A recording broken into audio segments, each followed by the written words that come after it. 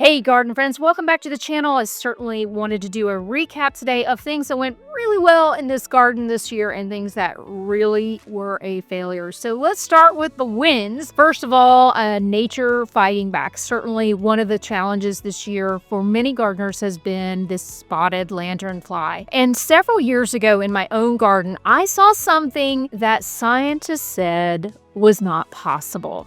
I saw nymphs of our spotted lanternfly underneath my milkweed dead. If you are aware, milkweed contains a chemical that's toxic to some insects but not monarchs, and so the spotted lanternfly isn't from here. It doesn't know that it shouldn't eat it, and what the research said is that yes, they are seeing the same thing in trial gardens, and Penn State recently won a $200,000 grant to study it. So go backyard gardeners who also do science in the backyard. Number 2, tomatoes I didn't plant. Yes, I removed some foundation shrubs this year and I decided to use that area to grow annual flowers and some of my starts. And interestingly, tomatoes that I did not plant came up in that area. Completely makes sense that birds that are up above at our bird feeder, as well as sit in the shrubs that previously were in the foundation, had deposited at some point some tomato seeds, which then turned into tomato plants. Now, interestingly, that's the south side of my house, and I have lots of stone walls in that area. So because it stayed so warm, it was exactly the conditions that tomatoes love. So I just let the plant go and we harvested over 100 tomatoes off one single plant. So if your soil is slow to warm, your stone walls are your secret weapon. You can also put some stones around the border of the garden, especially for peppers and things that like it really hot. That will then release heat back up into the soil and that therefore affect your plants that like it a little warmer. Passion flower vine. Well, if you are what you eat, I definitely was a passionate girl this year. I had planted the passion flower vine because it is something that is a host plant for fritillary butterflies. Now, unfortunately, I didn't see any butterflies. I don't really have a lot of fritillaries in this area, but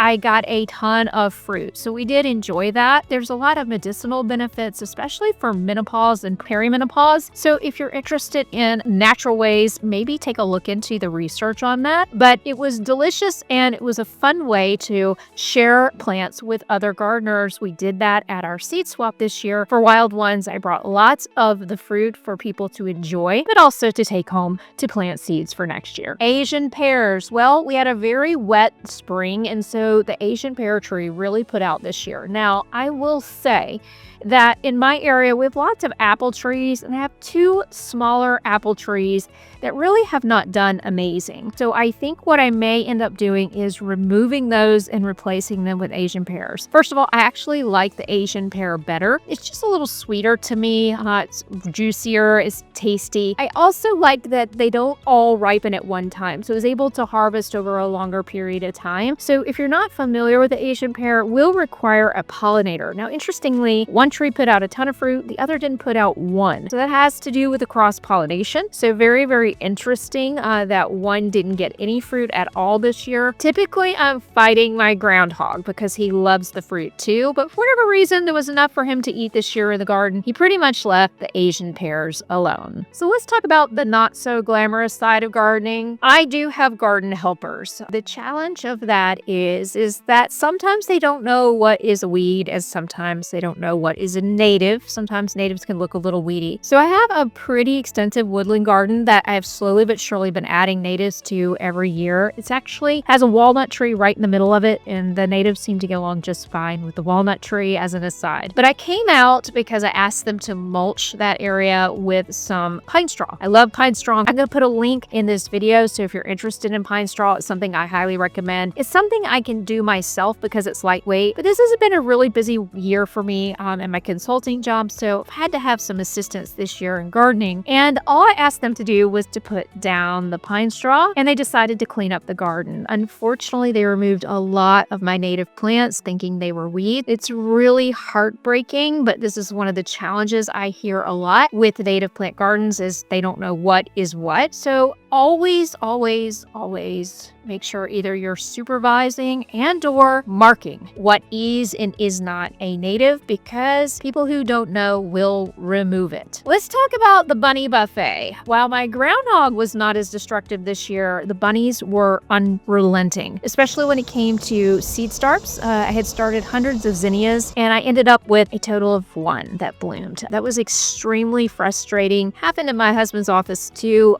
They really were very destructive when it came to the zinnias. Apparently they're quite the good bunny food. So this one though did produce a lovely, beautiful pink flower. It also attracted this gorgeous butterfly. So all was not lost, but all is not fair in love and gardening. And sadly, that was a tough one this year. I just couldn't get my zinnias to grow. My poor little peach tree. So I love white peaches. Again, I'm surrounded by quite a few farms, so I may end up getting rid of the peach tree because my groundhog broke the pollinator. He did a belly flop at the top of the tree trying to get to the fruit, and unfortunately he's so heavy, he actually broke the top of the tree off. That's how giant he is. It's so funny to have people in my yard know, like, that is the biggest groundhog I've ever seen.